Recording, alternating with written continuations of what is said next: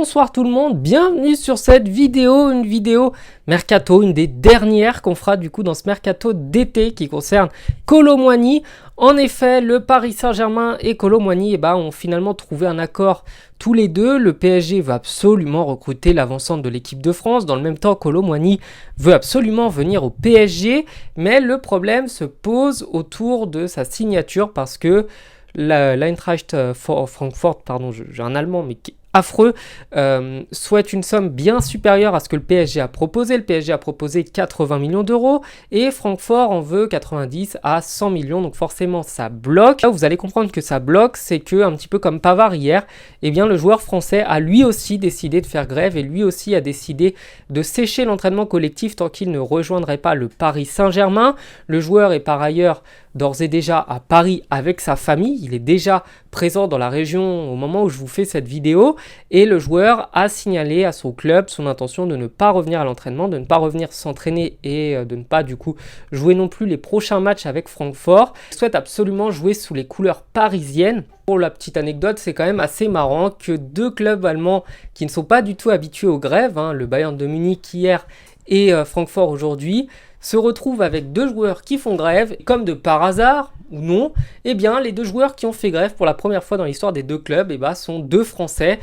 Donc bon, on se plaint de notre réputation de râleurs et de grévistes, mais même dans le monde du football, on arrive toujours à faire grève quand on part dans les autres pays, donc c'est assez marrant. Bref, on revient aussi sur le communiqué du coup de Francfort qui nous dit... Je cite, attention, je cite, ça vient de Instant Foot qui nous a partagé gentiment cette information sur Twitter. Randal Kolo Muani a informé aujourd'hui la direction sportive de je préfère dire comme ça parce que c'est affreux à prononcer, qu'il ne participerait pas au dernier entraînement aujourd'hui avant le match de barrage contre le PFC Levski Sofia jeudi à 20h30. La raison qu'il a invoquée pour justifier son absence était son intention de rejoindre un autre club avant la période de transfert qui se termine vendredi soir. Le directeur sportif de l'Eintracht, Markus Krösche, s'exprime à ce sujet. Nous avons appris à connaître Randal différemment et à connaître son véritable caractère. Il y a beaucoup de choses qui lui arrivent en ce moment et cela a entraîné cette réaction qui est mauvaise.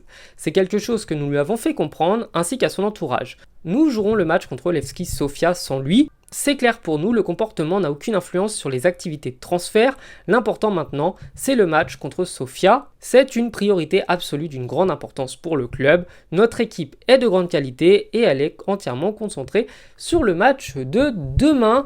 Communiqué important parce que le club allemand montre du coup qu'il est assez déçu de son attitude. Kolo Muani, c'est quand même quelqu'un qui a une belle attitude en général, qui a toujours eu un comportement très professionnel. Si on est passé tout proche l'année dernière d'une victoire en Coupe du Monde, c'est grâce à lui et quasiment uniquement grâce à lui. Son entrée a fait beaucoup de bien, il a été super important et c'est un excellent joueur pour le coup. En même temps, le club devait se douter que Kolo Muani risquait de ne pas rester à Francfort en connaissant l'intérêt du Paris Saint-Germain pour eux. Kolo Muani, ça reste un joueur français, le PSG, ça reste le meilleur club français de notre époque. Et forcément, quand vous avez des liens avec cette ville et avec ce club et que vous êtes attaché, quand un club de ce calibre-là vient taper à votre porte, vous réfléchissez pas longtemps généralement, surtout que là ce serait pour prendre un poste de titulaire. Et dans le même temps, il serait dans une équipe qu'il connaît déjà, puisqu'il connaît Mbappé et Dembélé, qu'il joue avec eux en équipe de France, donc c'est quelque chose. Mais le truc, c'est que je comprends aussi le club allemand qui ne souhaite pas brader son joueur, qui ne souhaite pas le vendre moins cher que ce qu'il vaut. Et s'ils estiment qu'il vaut 100 millions d'euros, et je pense que c'est le cas, je comprends qu'ils n'ont pas envie de le vendre à 80. Cependant, petite nuance, petit point nuancé, c'est que je rappelle que Francfort l'a quand même récupéré gratuitement de Nantes.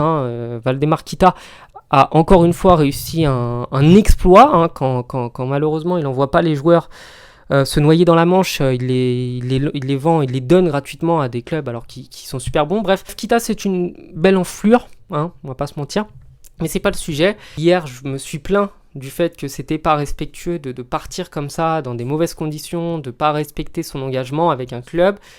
Là, Kolo Muani, c'est idem, c'est la même chose. Si hier j'ai critiqué l'attitude de Pavard, je vais pas dire maintenant que c'est très bien. Oui, il y a des Parisiens qui trouvent ça merveilleux comme déclaration d'amour que de faire grève pour nous, mais dans le même temps, si nous on avait un joueur qui faisait grève pour partir, comme ça a été le cas avec Mbappé, avec Neymar, nous on les a insultés, on est allé devant leur porte et on les a insultés de tous les noms. Donc bon, faut quand même être un petit peu raisonnable. Si on critique l'attitude de Neymar, Messi, etc. avec le PSG, on peut pas saluer l'attitude de Kolo Muani qui est la même pour venir chez nous. Donc voilà, je pense que de toute façon les deux clubs, c'est une question c'est un poker menteur, hein, parce que le club de Francfort sait pertinemment que même à 80 millions d'euros, ils font 80 millions de plus-value. Ils savent très bien que le joueur, il n'aura pas forcément envie d'être à fond avec eux. Et le PSG, de son côté, attend de voir, parce que peut-être qu'Ekitike serait dans le deal, mais honnêtement, si on arrive à échanger ou à faire baisser la note de Kolo Muani en se débarrassant également du salaire de ce joueur, je vais pas l'insulter, je vais être gentil avec lui, d'Ekitike, on fait quand même une sacrée affaire, parce qu'on économise un salaire énorme pour le rendement qui est pitoyable. Dans le même temps, on se débarrasse d'un nulos et on le remplace par un excellent joueur, probablement le futur meilleur avant-centre de France. Il y a toujours Benzema, il y a toujours Giroud, il y a toujours Ben Yedder. Donc on va doser quand même ce qu'on dit, mais Kolo Muani, c'est un super joueur. Donc évidemment que je souhaiterais qu'il nous rejoigne, mais il faut que ça se fasse joliment, il faut que ça se fasse proprement, et il faut que le joueur quand même respecte son club. Il est toujours sous contrat avec eux, c'est pas parce qu'il a envie de rejoindre Paris que ça donne le droit de faire n'importe quoi. Parce que dans notre monde du football actuel, les gens qui tiennent parole et les hommes de parole, il y en a très peu, qui montrent qu'il a une belle attitude, et ça se passera très bien. Et je pense que s'il se comporte professionnellement, Francfort le respectera. Donc voilà, je vous souhaite de passer une bonne soirée. Merci à tous d'avoir suivi toutes ces vidéos mercato. S'il y a d'autres évolutions, j'en ferai. On se retrouve bientôt sur la chaîne. Ciao.